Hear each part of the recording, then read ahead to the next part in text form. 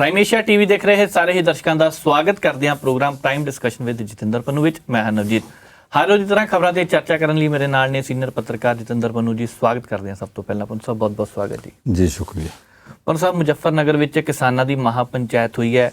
ਵੱਖ-ਵੱਖ ਮੀਡੀਆ ਦੀਆਂ ਵੱਖ-ਵੱਖ ਰਿਪੋਰਟਾਂ ਤੇ ਦੂਸਰੇ ਪਾਸੇ ਇੱਕ ਮਹਾਪੰਚਾਇਤ ਹੋਈ ਹੈ ਕਿਸਾਨਾਂ ਦੇ ਖਿਲਾਫ ਸੋਨੀਪਤ ਵਿੱਚ। ਇਹ ਕੀ ਹੈ? ਉਸ ਮਹਾਪੰਚਾਇਤ ਦਾ ਮਕਸਦ ਕੀ ਸੀਗਾ? ਨਵਜੀਤ ਜੀ, ਪਹਿਲਾਂ ਤਾਂ ਜਿਹੜੀ ਯੂਪੀ ਦੇ ਵਿੱਚ ਮੁਜ਼ੱਫਰਨਗਰ 'ਚ ਕਿਸਾਨਾਂ ਦੀ ਮਹਾਪੰਚਾਇਤ ਹੋਈ ਆ, ਉਹਦੇ ਬਾਰੇ ਸਾਨੂੰ ਇਹ ਯਾਦ ਰੱਖਣ ਦੀ ਲੋੜ ਹੈ ਕਿ ਐਡੀ ਰੈਲੀ ਅੱਜ ਤੱਕ ਭਾਰਤ ਵਿੱਚ ਕਦੇ ਕਿਤੇ ਹੋਈ ਨਹੀਂ ਜੀ, ਜਿਹੜੀ ਉੱਥੇ ਹੋਈ ਆ। ਰੈਲੀ ਕਾਹਦੀ ਆ? ਕੁੰਭ ਦੇ ਮੇਲੇ ਨਾਲੋਂ ਵੱਧ ਇਕੱਠ ਜਾਪਦਾ ਸੀ ਜੀ। ਕੋਈ ਮੀਡੀਆ ਵਾਲਾ ਕਹਿੰਦਾ 2 ਲੱਖ, ਕੋਈ ਕਹਿੰਦਾ 5 ਲੱਖ, ਕੋਈ ਕਹਿੰਦਾ 10 ਲੱਖ। ਜਿਹੜੇ ਘੱਟ ਤੋਂ ਘੱਟ ਦੱਸਣ ਵਾਲੇ ਸਰਕਾਰ ਪੱਖੀ ਨੇ ਉਹ ਵੀ 1.5 ਲੱਖ ਤਾਂ ਦੱਸਦੇ। ਐਡਾ ਵੱਡਾ ਇਕੱਠ ਕਦੇ ਪ੍ਰਧਾਨ ਮੰਤਰੀ ਦੇ ਗਿਆਨ ਤੋਂ ਉੱਥੇ ਨਹੀਂ ਹੋਇਆ ਜੀ। ਇਹ ਇਕੱਠ ਕਿਉਂ ਨਾ ਹੋ ਗਿਆ? ਇਹਦੇ ਤੋਂ ਪਹਿਲਾਂ ਉੱਤਰ ਪ੍ਰਦੇਸ਼ ਦੇ ਡਿਪਟੀ ਮੁੱਖ ਮੰਤਰੀ ਕੇਸ਼ਵ ਪ੍ਰਸਾਦ ਮੌਰਿਆ ਨੇ ਆਖਿਆ ਸੀ ਕਰ ਲੈਣ ਦਿਓ, ਇਕੱਠ ਜਿੱਡਾ ਕਰਦੇ ਆ। ਦਿੱਲੀ ਦੇ ਸ਼ਾਹੀਨ ਬਾਗ ਵਾਂਗ ਇਹ ਇਕੱਠ ਵੀ ਸਾਰੇ ਦਾ ਸਾਰਾ ਖਿਲਰ ਜਾਣਾ। ਇਹਦਾ ਮਤਲਬ ਬੀਜੇਪੀ ਆਪਣੀਆਂ ਸਾਜ਼ਿਸ਼ਾਂ ਸਿਆਸੀ ਤੌਰ ਤੇ ਵੀ ਸਰਕਾਰੀ ਤੌਰ ਤੇ ਵੀ ਹਰ ਤਰ੍ਹਾਂ ਕਰਦੀ ਰਹੀ।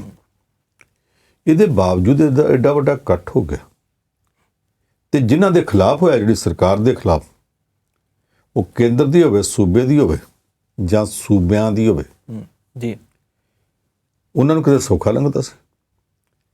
ਉਹਨਾਂ ਨੇ ਇਹਦਾ ਤੋੜ ਕੱਢਣ ਵਾਸਤੇ ਸਿੱਧੇ ਤੌਰ ਤੇ ਕੁਝ ਕਰ ਨਹੀਂ ਸੀ ਸਕਦੇ ਤੇ ਚਾਬੀਆਂ ਲਾ ਕੇ ਐਨ ਉਦੋਂ ਜਦੋਂ ਮੁਜ਼ੱਫਰਨਗਰ 'ਚ ਮਹਾਪੰਚਾਇਤ ਹੋ ਰਹੀ ਹੈ ਤੇ ਹਿੰਦੁਸਤਾਨ ਦੀ ਸਭ ਤੋਂ ਵੱਡੀ ਮਹਾਪੰਚਾਇਤ ਹੋ ਰਹੀ ਹੈ, ਉਸੇ ਟਾਈਮ ਤੇ ਦਿੱਲੀ ਦੇ ਬਾਰਡਰਾਂ ਤੇ ਜਿੱਥੇ ਸਿੰਘੂ ਬਾਰਡਰ ਤੇ ਬਹੁਤ ਵੱਡਾ ਇਕੱਠ ਹੈ ਜੀ, ਉਹਦੇ ਤੋਂ 10, 15, 20 ਕਿਲੋਮੀਟਰ ਦੇ ਉੱਤੇ ਸੋਨੀਪਤ ਜਾ ਕੇ ਤੇ ਇੱਕ ਪੰਚਾਇਤ ਕਰ ਦਿੱਤੀ ਕਿ ਸਾਡਾ ਤਾਂ ਕਾਰੋਬਾਰ ਤਬਾਹ ਹੋ ਗਿਆ, ਸਾਡੀ ਇੰਡਸਟਰੀ ਤਬਾਹ ਹੋ ਗਈ। ਲੋਕਾਂ ਨੂੰ 10-10 ਕਿਲੋਮੀਟਰ ਦਾ ਵਲ ਪਾ ਕੇ ਜਾਣਾ ਪੈਂਦਾ, ਸਾਨੂੰ ਰਸਤਾ ਦਿਓ ਦਿੱਲੀ ਨੂੰ ਜਾਣਾ।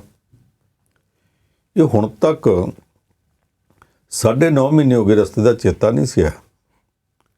ਇਹ ਹਟ ਕੇ ਰਸਤਾ ਮੰਗਣ ਦਾ ਦੌਰਾ ਕਿਉਂ ਪੈਂਦਾ ਜੀ? ਸਿਆਸੀ ਪੱਖ ਤੋਂ ਜਾਣਬੁੱਝ ਕੇ ਚੁੱਕਣਾ ਦਿੱਤੀ ਜਾਂਦੀ ਹੈ ਕਿ ਤੁਸੀਂ ਕੁਛ ਨਾ ਕੁਛ ਕਰੋ।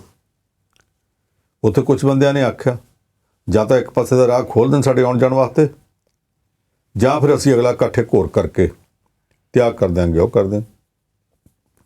ਇਹ ਉਹ ਲੀਡਰ ਨਹੀਂ ਬੋਲਦੇ ਜਿਹੜੇ ਸੋਨੀਪਤ 'ਚ ਬੋਲੇ ਜੀ। ਉਹਨਾਂ ਦੇ ਪਿੱਛੇ ਹਰਿਆਣੇ ਦੀ ਸਰਕਾਰ ਬੋਲਦੀ ਆ, ਹਰਿਆਣੇ ਦੀ ਭਾਜਪਾ ਬੋਲਦੀ ਆ। ਖਾਸ ਕਰਕੇ ਹਰਿਆਣੇ ਦਾ ਉਹ ਮੁੱਖ ਮੰਤਰੀ ਮਨੋਹਰ ਲਾਲ ਖੱਟਰ ਬੋਲਦਾ ਜਿਹੜਾ ਪਹਿਲੇ ਦਿਨ ਤੋਂ ਹੀ ਕਿਸਾਨਾਂ ਦੇ ਤੇ ਕਿਸਾਨ ਹਿੱਤਾਂ ਦੇ ਖਿਲਾਫ ਰਿਹਾ। ਉਹਨੂੰ ਕੀ ਪਤਾ ਕਿਸਾਨੀ ਹੁੰਦੀ ਕੀ ਆ?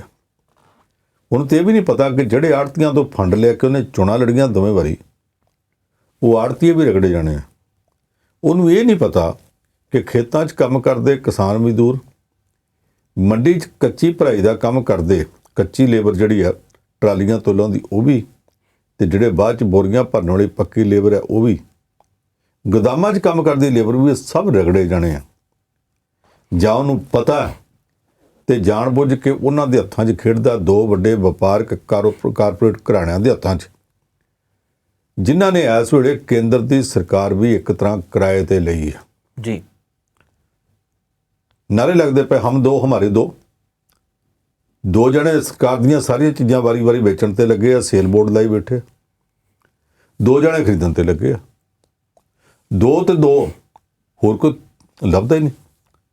ਕਾਰਪੋਰੇਟ ਘਰਾਣਿਆਂ 'ਚ ਕੋਈ ਘਰਾਣਾ ਇਹੋ ਜਿਹਾ ਨਹੀਂ ਜਿਹਦੇ ਬਾਰੇ ਅਸੀਂ ਆਖੀਏ ਕਿ ਸਰਕਾਰ ਉਹਦੇ ਹਿੱਤਾਂ ਬਾਰੇ ਸੋਚਦੀ ਹੈ। ਤੇ ਲੀਡਰਸ਼ਿਪ ਦੇ ਵਿੱਚ 2 ਤੋਂ ਬਾਅਦ ਤੀਸਰਾ ਕੋਈ ਬੰਦਾ ਹੀ ਨਹੀਂ ਜਿਹਦੇ ਬਾਰੇ ਸੋਚੀਏ ਕਿ ਉਹ ਫੈਸਲੇ ਕਰਨ ਵਿੱਚ ਪ੍ਰਭਾਵਿਤ ਕਰ ਸਕਦਾ ਕਿਸੇ ਨੂੰ, ਉਹਦਾ ਕੋਈ ਸਿੱਕਾ ਚੱਲਦਾ। ਦੋਵੇਂ ਗੁਜਰਾਤੀ ਨੇ, ਪ੍ਰਧਾਨ ਮੰਤਰੀ ਨਰਿੰਦਰ ਮੋਦੀ ਤੇ ਗ੍ਰਹਿ ਮੰਤਰੀ ਅਮਿਤ ਸ਼ਾਹ। ਅੰਦਰ ਵੜ ਕੇ ਦੋਵੇਂ ਜਣੇ ਆਪਸ ਵਿੱਚ ਗੱਲ ਕਰਦੇ, ਬਾਹਰ ਆਉਂਦੇ ਆ ਬਾਕੀ ਸਾਰਿਆਂ ਦੇ ਕੰਨ 'ਚ ਫੂਕ ਮਾਰਦੇ, ਅੱਜ ਆ ਕਰਨਾ। ਤੇ ਬਾਕੀ ਸਾਰੇ ਦੇ ਸਾਰੇ ਉਹਨਾਂ ਦੇ ਪਿੱਛੇ ਹੱਥ ਖੜਾ ਕਰਨ ਵਾਲੇ ਤੋਂ ਵੱਧ ਕੋਈ ਹੈ ਹੀ ਨਹੀਂ। ਇਹ 2 ਜਣੇ ਸਰਕਾਰ ਨੇ, ਬਾਕੀ ਸਭ ਅਮਲਾ ਪਹਿਲਾ। ਜਿਹੜਾ ਇਕੱਠ ਕੱਲ੍ਹ ਸੋਨੀਪਤ 'ਚ ਕੀਤਾ ਗਿਆ, ਉਹ ਇਕੱਠ ਅਮਲੇ ਫੈਲੇ ਨੂੰ ਵਰਤ ਕੇ ਤੇ ਇਦਾਂ ਦੇ ਚਾਪਲੂਸਾਂ ਦੇ ਰਾਹੀਂ ਕਰਵਾਇਆ ਗਿਆ, ਜਿਹੜੇ ਕਿਸੇ ਨਾ ਕਿਸੇ ਚੇਅਰਮੈਨੀ ਕਿਸੇ ਮੈਂਬਰੀ ਦੀ ਝਾਕ ਵਿੱਚ ਇੱਥੋਂ ਤੱਕ ਗਏ ਆ। ਔਰ ਇਹ ਕੱਟ ਸਿੱਧੇ ਤੌਰ ਤੇ ਸਿੰਘੂ ਬਾਰਡਰ ਤੇ ਬੈਠੇ ਕਿਸਾਨਾਂ ਨੂੰ ਉਕਸਾਉਣ ਵਾਸਤੇ ਕੀਤਾ ਗਿਆ, ਲੜਾਉਣ ਵਾਸਤੇ ਕੀਤਾ ਗਿਆ। ਇਹ ਅਗਲੇ ਦਿਨਾਂ 'ਚ ਕੋਈ ਹੋਰ ਭੈੜਾ ਨਤੀਜਾ ਵੀ ਕੱਢ ਸਕਦਾ। ਪਰ ਸਾਹਿਬ ਇੱਕ ਗੱਲ ਤਾਂ ਹੋ ਗਈ ਹੈ ਕਿ ਭਾਜਪਾ ਦੇ ਖਿਲਾਫ ਹੁਣ ਮੋਰਚਾ ਹੀ ਇੱਕ ਹਿਸਾਬ ਦਾ ਖੁੱਲ ਗਿਆ। ਦੂਸਰੇ ਪਾਸੇ ਕਿਸਾਨ ਆਗੂਆਂ ਨੂੰ ਇਹ ਕਹਿਣ ਦੀ ਲੋੜ ਕਿਉਂ ਪੈ ਗਈ ਹੈ ਕਿ ਰਾਜਨੀਤਿਕ ਆਗੂ ਪਿੰਡਾਂ ਵਿੱਚ ਨਾ ਜਾਣ? ਜੇ ਜਾਣਗੇ ਤਾਂ ਕੀ ਹੋ ਸਕਦਾ ਹੈ? ਇਹਦਾ ਕੀ ਪ੍ਰਭਾਵ ਪੈ ਸਕਦਾ? ਇਹ ਉਹਨਾਂ ਸਾਰੇ ਦੇਸ਼ 'ਚ ਨਹੀਂ ਆਖਿਆ ਜੀ, ਇਹ ਉਹਨਾਂ ਨੇ ਸਿਰਫ ਉਹਨਾਂ ਰਾਜਾਂ 'ਚ ਆਖਿਆ ਜਿੱਥੇ ਚੋਣਾਂ ਹੁੰਦੀਆਂ ਪਈਆਂ। ਅਗਲੇ ਦਿਨਾਂ 'ਚ ਪੰਜਾਬ 'ਚ ਚੋਣਾਂ ਨੇ। ਪੰਜਾਬ ਦੇ ਬਲਬੀਰ ਸਿੰਘ ਰਾਜੇਵਾਲ, ਡਾਕਟਰ ਦਰਸ਼ਨਪਾਲ, ਉਹਨਾਂ ਸਾਰਿਆਂ ਨੇ ਇਹ ਗੱਲ ਆਖੀ ਹੈ ਵੀ ਤੁਸੀਂ ਹਰਮੀਤ ਸਿੰਘ ਕਾਦੀਆਂ ਦਾ ਵੀ ਕਹਿੰਦੇ, ਉਹਨੇ ਵੀ ਆਖਿਆ ਕਿ ਜਿਹੜੀਆਂ ਪਾਰਟੀਆਂ ਬਹੁਤ ਕਾਹਲੀਆਂ ਨੇ ਚੋਣਾਂ ਲੜਨ ਨੂੰ, ਜੀ, ਉਹ ਵੀ 4 ਦਿਨ ਸਬਰ ਕਰ ਲਓ, ਅਜੇ ਤਾਂ ਚੋਣਾਂ ਦਾ ਐਲਾਨ ਵੀ ਨਹੀਂ ਹੋਇਆ। ਤੁਸੀਂ ਅਗੇਤਾ ਪਿੰਡਾਂ 'ਚ ਜਾ ਕੇ ਤੇ ਕਿਸਾਨਾਂ ਨੂੰ ਉਕਸਾ ਰਹੇ ਆ, ਇਹ ਕੰਮ ਨਾ ਕਰੋ। ਹੁਣ ਸਾਨੂੰ ਪਤਾ ਕਿ ਕਿਸਾਨ ਇਸ ਵੇਲੇ ਖਿਜੇ ਪਏ। 9.5 ਮਹੀਨੇ ਹੋ ਗਏ ਜਿਹੜੇ ਘਰ ਦਾ ਕੰਮ ਛੱਡ ਕੇ ਦਿੱਲੀ ਬਾਰਡਰਾਂ ਤੇ ਬੈਠੇ ਆ। ਜੀ, ਇਹਨਾਂ ਸਿਆਸੀ ਪਾਰਟੀਆਂ ਨੂੰ ਇਹ ਨਹੀਂ ਪਤਾ ਕਿ ਇੱਥੋਂ ਟਰੈਕਟਰ ਜਦੋਂ ਜਾਂਦਾ ਦਿੱਲੀ ਨੂੰ ਤੇ ਦਿੱਲੀ ਤੋਂ ਜਾ ਕੇ ਮੁੜਦਾ, ਆਉਣ ਜਾਣ 'ਚ 11-12 ਹਜ਼ਾਰ ਰੁਪਏ ਦਾ ਉਹਦਾ ਤੇਲ ਬਣ ਜਾਂਦਾ, ਜੋ ਅੰਮ੍ਰਿਤਸਰ ਫਿਰੋਜ਼ਪੁਰ ਤੋਂ ਜਾਵੇ ਤਾਂ ਉਹਦੇ ਨਾਲ ਬਾਕੀ ਖਰਚੇ ਪਾ ਲਓ। ਤੇ ਐਡਾ ਲੰਮਾ ਜਦੋਂ ਗੇੜਾ ਲਾ ਕੇ ਆਉਣਾ, ਜਿਹੜੇ ਟਰੈਕਟਰ ਦੇ ਵੱਡੇ ਟਾਇਰ ਆ ਉਹਨਾਂ ਦੇ ਉੱਤੇ ਜਿਹੜੀਆਂ 2-2 ਇੰਚ ਮੋਟੀਆਂ ਗੁੱਟੀਆਂ ਚੜੀਆਂ ਹੁੰਦੀਆਂ, ਉਹ ਕੱਚੀ ਮਿੱਟੀ ਵਾਸਤੇ ਹੁੰਦੀਆਂ ਤਾਂ ਕਿ ਟਰੈਕਟਰ ਉੱਥੇ ਫਸੇ ਨਾ। ਕੱਦੂ ਕਰਨ ਵਾਸਤੇ ਵੀ ਖੇਤਾਂ 'ਚ ਜਾਵੇ, ਪਾਣੀ ਦੇ ਚਿੱਕੜ 'ਚ ਵੀ ਵੜੇ ਤੇ ਫਸੇ ਨਾ। ਜੀ, ਉਹ ਜਦੋਂ ਪੱਕੀ ਸੜਕ ਤੇ ਉਹ ਗੁੱਟੀਆਂ ਚੱਲਦੀਆਂ ਨੇ, ਉੱਡ ਜਾਂਦੀਆਂ ਨੇ। ਦਿੱਲੀ ਤੱਕ ਆਉਣ ਜਾਣ ਦਾ ਤੇ 10-11 ਹਜ਼ਾਰ ਰੁਪਇਆ ਦੇ ਤੇਲ ਦਾ ਹੀ ਅਸੀਂ ਗਿਣਦੇ ਹਾਂ। ਤੇ ਆਉਂਦਿਆਂ ਸਾਰ ਮੋਬਿਲ ਵੀ ਬਦਲਣਾ ਪੈ ਸਕਦਾ। ਜਿਹੜੀਆਂ ਗੁੱਟੀਆਂ ਘਸ ਜਾਣੇ, ਟਰੈਕਟਰਾਂ ਦਾ ਮੁੱਲ ਤਾਂ ਪੁੱਛਣ ਕਿੰਨਾ, ਉਹ ਪੁੱਛੇ ਬਗੈਰ ਸਿਆਸੀ ਪਾਰਟੀਆਂ ਕਦੇ ਇੱਕ ਦੂਸਰੇ ਤੇ ਤੁਹਮਤਾਂ ਲਾਉਂਦੀਆਂ ਨੇ। ਫਲਾਨੀ ਪਾਰਟੀ ਨੇ ਸਾਡੇ ਵਾਸਤੇ ਆਮ ਕਿਸਾਨਾਂ ਦੇ ਭੁਲੇਖੇ ਦੇ ਵਿੱਚ ਆਪਣੇ ਬੰਦੇ ਭੇਜੇ ਆ, ਉਹ ਦੂਜੀ ਉੱਤੇ ਲਾਉਂਦੀ, ਤੀਜੀ ਉੱਤੇ ਲਾਉਂਦੀ ਆ, ਇੱਕ ਦੂਸਰੇ ਤੇ ਲਾਈ ਜਾਂਦੀਆਂ ਨੇ। ਜਾਂ ਫਿਰ ਇਹ ਕਿਸਾਨਾਂ ਨੂੰ ਤਾਂ ਗੁੰਮਰਾਹ ਕੀਤਾ ਗਿਆ। ਜਿਨ੍ਹਾਂ ਦੀ ਜ਼ਿੰਦਗੀ ਦਾਅ ਤੇ ਲੱਗੀ ਆ, ਜਿਨ੍ਹਾਂ ਦੀ ਖੇਤੀ ਦਾਅ ਤੇ ਲੱਗੀ ਆ, ਦਾਦੇ ਪੜਦਾਦੇ ਨਕੜਦਾਦੇ ਤੋਂ ਲੈ ਕੇ ਆਈ ਵਿਰਾਸਤ ਦਾਅ ਤੇ ਲੱਗੀ ਆ, ਜਿਨ੍ਹਾਂ ਦੀਆਂ ਅਗਲੀਆਂ ਪੀੜ੍ਹੀਆਂ ਦਾ ਭਵਿੱਖ ਦਾਅ ਤੇ ਲੱਗਾ, ਉਹ ਤੇ ਗੁੰਮਰਾਹ ਕੀਤੇ ਹੋਏ।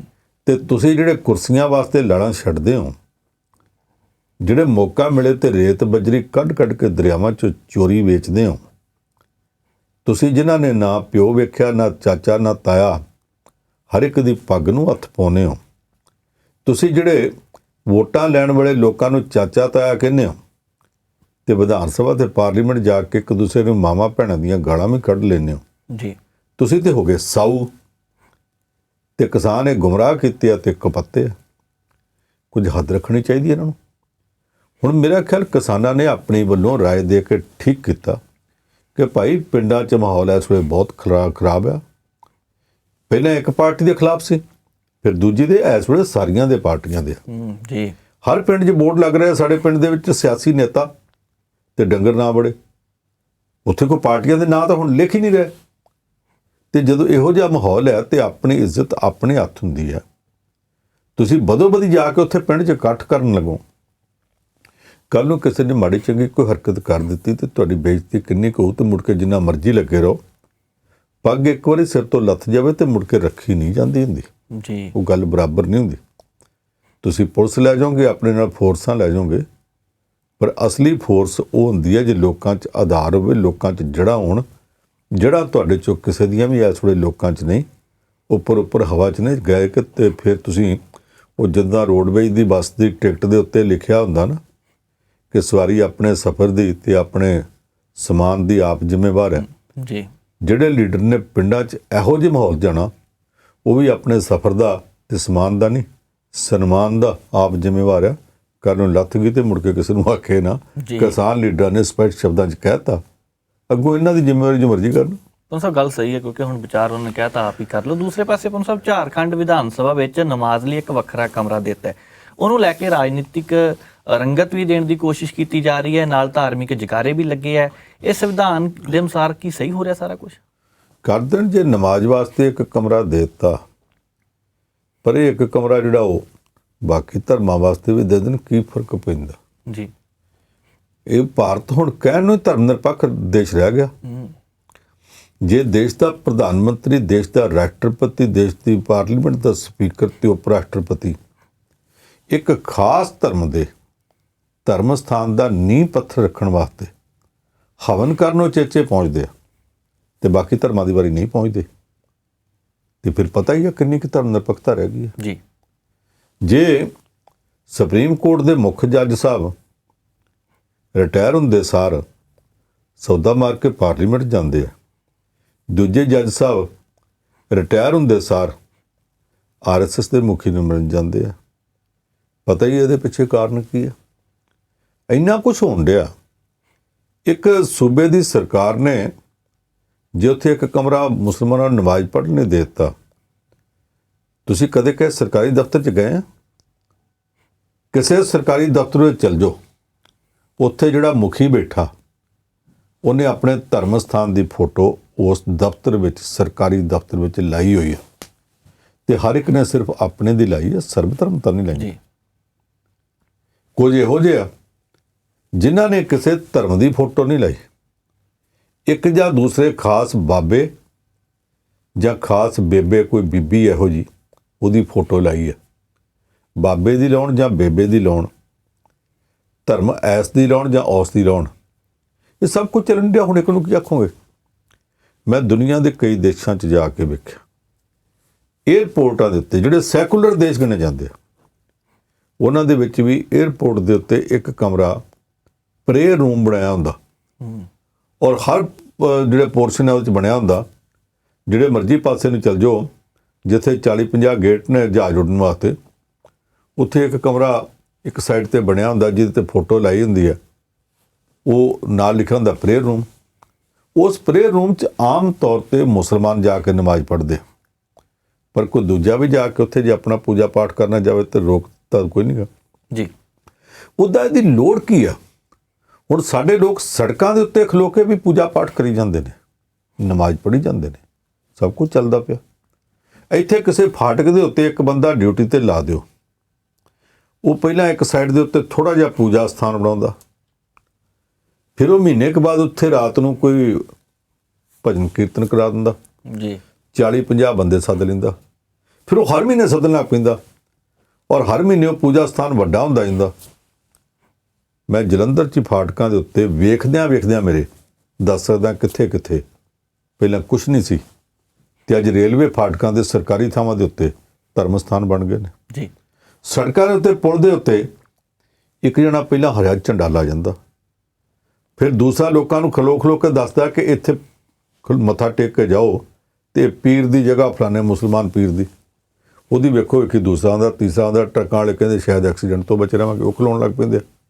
ਹੌਲੀ ਹੌਲੀ ਉੱਥੇ ਮੇਲਾ ਬਣਾਇਆ ਜਾਣ ਲੱਗ ਪੈਂਦਾ, ਚੂਰਮੇ ਚੜ੍ਹਨ ਲੱਗ ਪੈਂਦੇ ਆ, ਤੇ ਫਿਰ ਇੰਨੀ ਭੀੜ ਹੋ ਜਾਂਦੀ ਆ ਕਿ ਟ੍ਰੈਫਿਕ ਜਾਮ ਹੁੰਦਾ ਤੇ ਪੁਲਿਸ ਨੂੰ ਕੋਲ ਦੀ ਖਲੋ ਕੇ ਲਗਾਉਣਾ ਪੈਂਦਾ। ਅਸੀਂ ਇੱਥੇ ਸਰਕਾਰੀ ਥਾਵਾਂ ਦੇ ਉੱਤੇ ਧਰਮ ਦੇ ਨਾਂ ਦੇ ਉੱਤੇ ਝੰਡੇ ਗੱਡ ਕੇ, ਧਾਰਮਿਕ ਝੰਡੇ ਗੱਡ ਕੇ ਕਬਜ਼ੇ ਹੁੰਦੇ ਵੇਖੇ ਆ ਜੀ, ਔਰ ਮੁੱਖ ਮੰਤਰੀਆਂ ਨੂੰ ਇਹ ਕਹਿੰਦਿਆਂ ਵੇਖਿਆ, ਚਲੋ ਉੱਦਾਂ ਵੀ ਵੈਸੇ ਅਸੀਂ ਤੁਹਾਨੂੰ ਇਹ ਜ਼ਮੀਨ ਦੇ ਹੀ ਦੇਣੀ ਸੀ, ਹੁਣ ਤੁਸੀਂ ਕਰ ਲਿਆ ਨਾ। ਡਿਪਟੀ ਕਮਿਸ਼ਨਰ ਸਾਹਿਬ ਕਿੱਥੇ ਆਏ ਸੀ? ਹਾਂ ਬੈਠੇ ਹੋ, ਚਲੋ ਤੁਸੀਂ ਨਾ ਇੱਦਾਂ ਕਰਿਓ, ਇਹਦੀ ਫਾਈਲ ਮੇਰੇ ਕੋਲ ਭੇਜ ਦਿਓ, ਮੈਂ ਦੱਸ ਕੇ ਕਰ ਭੇਜਣ ਦੀ ਕੀ ਲੋੜ, ਤੁਸੀਂ ਆਪਣੇ ਤੌਰ ਤੇ ਇਹ ਜ਼ਮੀਨ ਨਾਲ ਅਲਾਟ ਕਰ ਦਿਓ। ਇੱਥੇ ਮੈਂ 40 ਥਾਵਾਂ ਹੀ ਗਣਾ ਸਕਦਾ ਜਿੱਥੇ ਨਹੀਂ ਸੀ ਅਲਾਟ ਕੀਤੀ ਜਾ ਸਕੀ ਜ਼ਮੀਨ, ਪਰ ਉੱਥੇ ਕਰ ਦਿੱਤੀ ਗਈ। ਕੌਣ ਪੁੱਛਦਾ? ਤੇ ਜੇ ਉੱਥੇ ਝਾਰਖੰਡ ਦੇ ਵਿੱਚ ਉੱਥੇ ਕਮਰਾ ਬਣਾਤਾ ਉਹਨਾਂ ਤੇ ਐਡੀ ਕੀ ਭਾਰ ਡਿੱਗ ਪਿਆ, ਤੁਸੀਂ ਨਾਲ ਦਾ ਵੇਟਿੰਗ ਰੂਮ ਜਿਹੜਾ ਉਹ ਮੱਲ ਕੇ ਤੁਸੀਂ ਵੀ ਆਪਣਾ ਪੂਜਾ ਪਾਠ ਕਰੀ ਜਾਓ। ਹਿੰਦੁਸਤਾਨ 'ਚ ਇਸ ਵੇਲੇ ਅਨਾਰਕੀ ਪਈ ਹੈ, ਗੜਬੜ ਚੌਥ ਹੈ, ਕੋਈ ਡਿਸਿਪਲਿਨ ਨਹੀਂ, ਕੋਈ ਨਿਯਮ ਕਾਨੂੰਨ ਨਹੀਂ। ਉਹ ਚਮਗਿੱਦੜਾਂ ਦੇ ਘਰ ਪ੍ਰਾਹੁਣੇ ਆਏ ਸੀ ਤੇ ਰਾਤ ਨੂੰ ਇੱਕ ਦੂਸਰੇ ਨੂੰ ਕਹਿੰਦੇ ਆ ਸੌਣ ਬਹਿਣ ਦਾ ਕੀ ਇੰਤਜ਼ਾਮ ਆ, ਤੇ ਉਹ ਬੁੱਢਾ ਜਿਹਾ ਚਮਗਿੱਦੜ ਕਹਿੰਦਾ ਸੌਣ ਬਹਿਣ ਦਾ ਕੀ ਹੈ, ਇਸ ਟਾਣੀ ਨਾਲ ਮੈਂ ਲਟਕਿਆ, ਉਹਦੇ ਨਾਲ ਤੁਸੀਂ ਲਟਕ ਜਾਓ, ਲਟਕਣਾ ਯਾਰ ਰਾਤ ਹੀ ਕੱਟਣੀ ਹੈ ਜੀ। ਇੱਥੇ ਤੇ ਇਸ ਵੇਲੇ ਹਾਲਤ ਇਹ ਬਣੀ ਪਈ ਆ ਕਿ ਕਿਸੇ ਧਰਮ ਸਥਾਨ ਦਾ ਦਿਲ ਕਰਦਾ ਫਲਾਣੇ ਕਿਉਂ ਕੀਤਾ, ਜਾ ਯਾਰ ਤੂੰ ਵੀ ਉੱਥੇ ਕਰ ਲਾ, ਕੋਈ ਕਿਸੇ ਨੂੰ ਪੁੱਛਣ ਵਾਲਾ, ਰੋਕਣ ਵਾਲਾ ਕੋਈ ਨਹੀਂ, ਉਹਨੇ ਉੱਥੇ ਕਬਜ਼ਾ ਕਰ ਲਿਆ, ਚੱਲ ਤੂੰ ਉੱਥੇ ਕਰ ਲੈ, ਤੂੰ ਉੱਥੇ ਕਰ ਲੈ।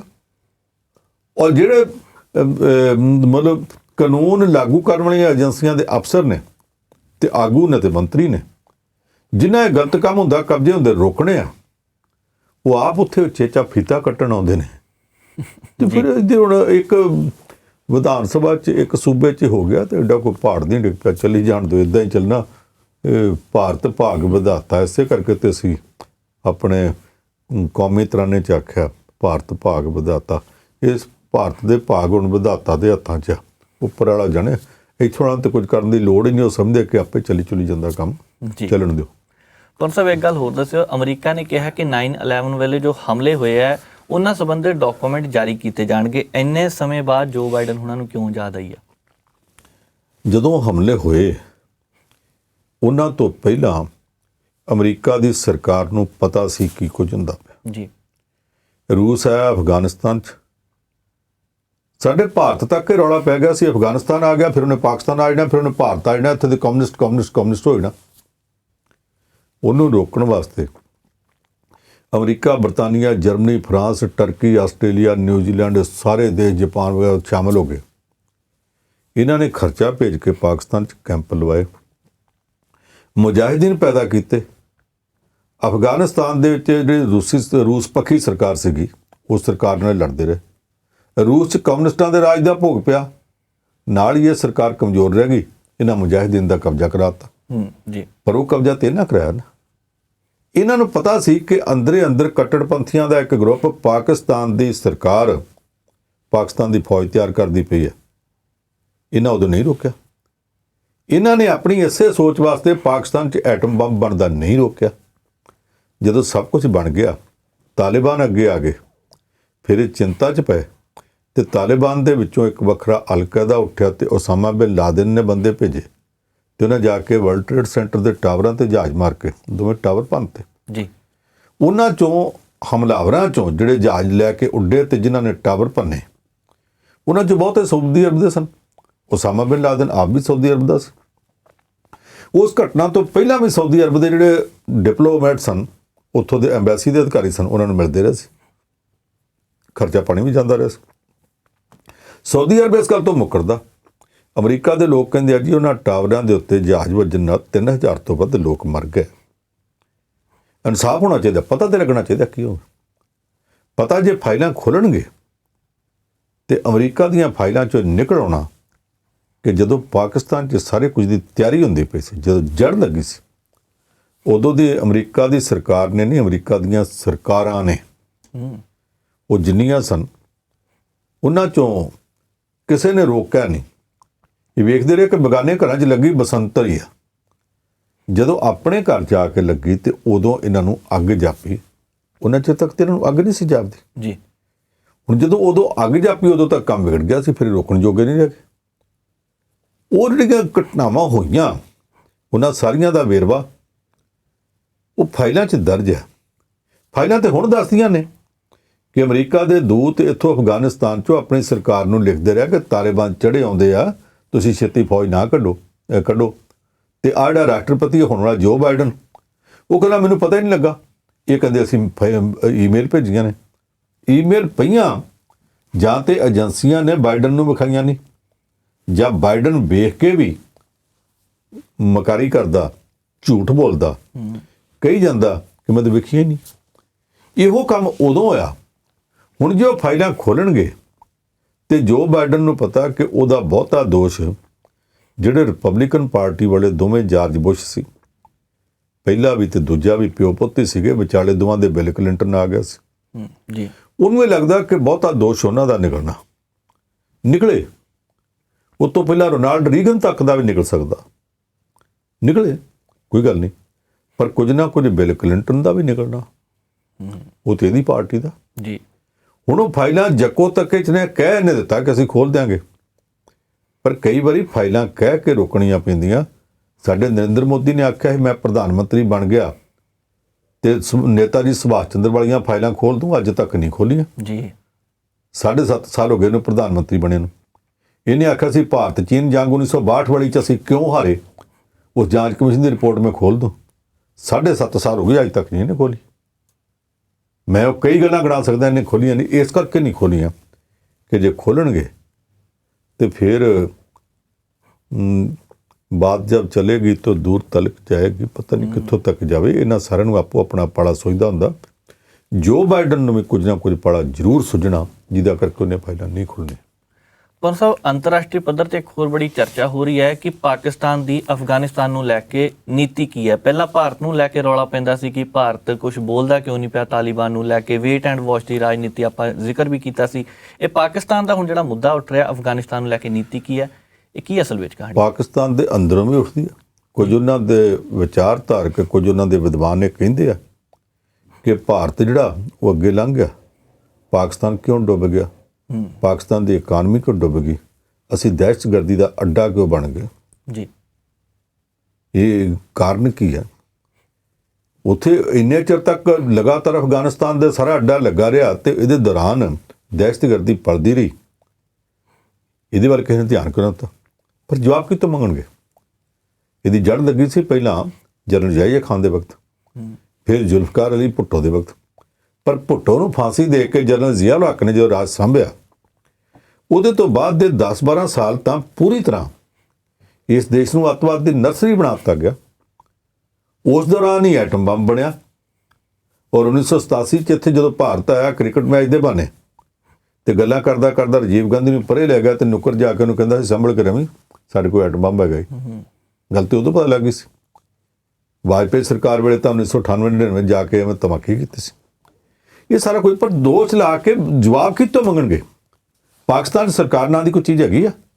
ਆੜਾ ਇਮਰਾਨ ਖਾਨ ਆ, ਅੱਜ ਸ਼ਾਮ ਨੂੰ ਪਾਕਿਸਤਾਨ ਦੇ ਫੌਜੀ ਜਰਨੈਲ ਦਾ ਇਰਾਦਾ ਹੋਵੇ ਤਾਂ ਇਹਨੂੰ ਕਹੂਗਾ ਕਿ ਉਹ ਬੀਬੀ ਜਿਹੜੀ ਟੂਣੇ ਕਰਦੀ, ਧਾਗੇ ਲਪੇਟਦੀ, ਤੂੰ ਉਹਦੇ ਕੋਲ ਜਾ ਕੇ ਆਰਾਮ ਨਾਲ ਬੈਠ, 2 ਟਿੱਕੀਆਂ ਖਾ ਜੀ, ਸਰਕਾਰ ਅਸੀਂ ਆਪੇ ਚੱਲ ਲਾਂਗੇ, ਦੇਸ਼ ਆਪੇ ਚੱਲ ਲਾਂਗੇ। ਬਾਕੀ ਦੇਸ਼ਾਂ 'ਚ ਫੌਜ ਦੇ ਮੁਖੀ ਦੀ ਮਿਆਦ ਸਰਕਾਰ ਤੈਅ ਕਰਦੀ ਹੈ।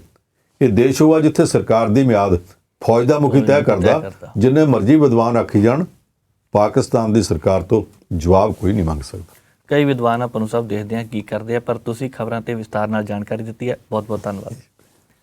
ਸੋ ਇਹ ਸਨ ਸੀਨੀਅਰ ਪੱਤਰਕਾਰ ਜਤਿੰਦਰ ਪੰਨੂ ਜੀ, ਜਿਨ੍ਹਾਂ ਨੇ ਆਪਣੇ ਤਰੀਕੇ ਨਾਲ ਖਬਰਾਂ ਤੇ ਜਾਣਕਾਰੀ ਦਿੱਤੀ ਹੈ। ਹੁਣ ਮੈਨੂੰ ਨਵਜੀਤ ਨੂੰ ਦਿਓ ਇਜਾਜ਼ਤ। ਤੇ ਰਹੋ ਪ੍ਰਾਈਮ ਏਸ਼ੀਆ ਟੀਵੀ, ਤੁਹਾਡਾ ਆਪਣਾ, ਤੁਹਾਡੇ ਲਈ।